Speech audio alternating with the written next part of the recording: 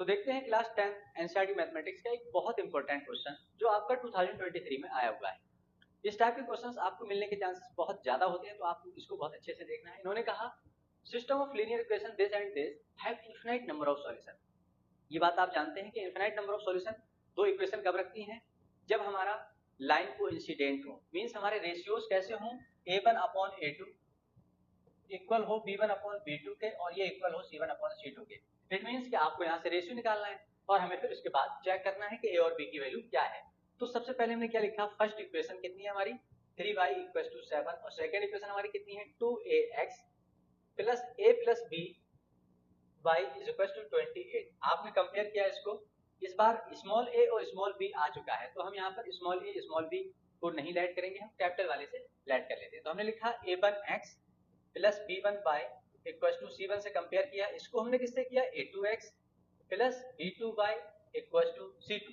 यहाँ से आपको मिला a1 की वैल्यू कितनी है 2, आपको मिली v1 की वैल्यू, y का कोएफिशिएंट v1 है, इधर आपका 3 है।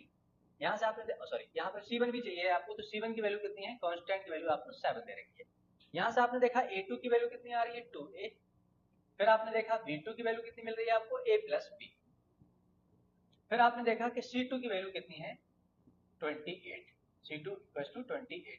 अगर आपको ये तीनों वैल्यू मिल गई है तो अब आपको अकॉर्डिंग टू क्वेश्चन मूव करना है और उस जो इक्वेशन जो हमारा यहाँ पर रेशियो का एक कॉम्बिनेशन होता है उसमें हम अरेंज करेंगे, जो हमारा एक रूल है a1/a2 = b1/b2 = c1/c2।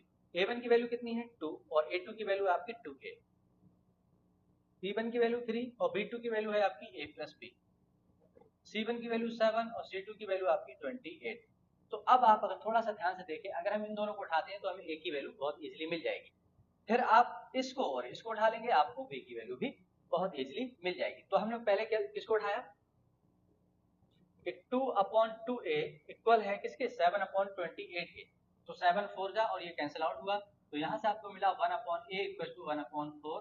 अगर इसका हम रेसिप्रोकल करें या फिर क्रॉस मल्टीप्लाई करें तो आपको a की वैल्यू मिल रही है 4। इसको आप क्या करेंगे, सेकंड इक्वेशन को उठाएंगे और वहां पर हम a की वैल्यू को पुट कर देंगे, तो वो कितना था हमारा 3/a + b इक्वल होगा 7/28 के। तो 3/a की वैल्यू कितनी निकाली आपने 4, तो ये कितना है आपका 4 + b = 1/4। क्रॉस मल्टीप्लाई करोगे तो 4 + b = 4 3 = 12। यहाँ से आपको b की वैल्यू मिली 12 - 4 और यहाँ से आपको b की वैल्यू मिल चुकी है 8। तो अब यहाँ से हमें क्लियर हुआ कि अगर ये दोनों इक्वेशन इनफिनाइट मैनी सॉल्यूशन रखती हैं तब a की वैल्यू 4 और b की वैल्यू आपकी 8 होगी।